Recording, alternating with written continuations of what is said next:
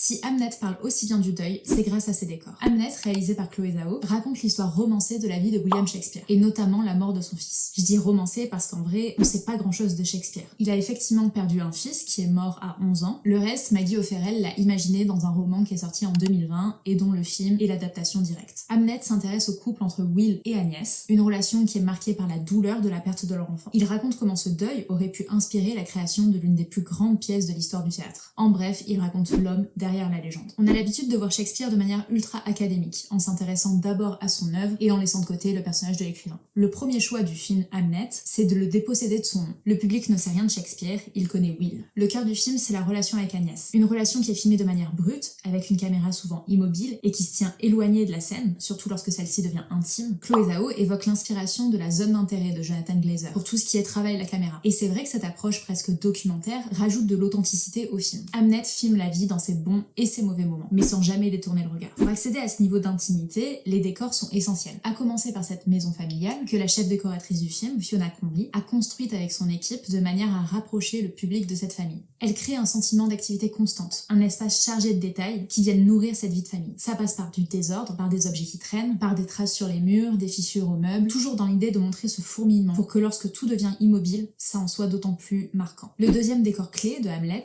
c'est le théâtre du Globe, qui a été entièrement recréé par l'équipe déco dans une version plus réduite, plus intimiste. Le théâtre vient cristalliser ce rapport à la nature, notamment avec cette immense fresque qui représente la forêt dans laquelle Will et Agnès sont tombés amoureux. Do you know the story of Orpheus and Eurydice?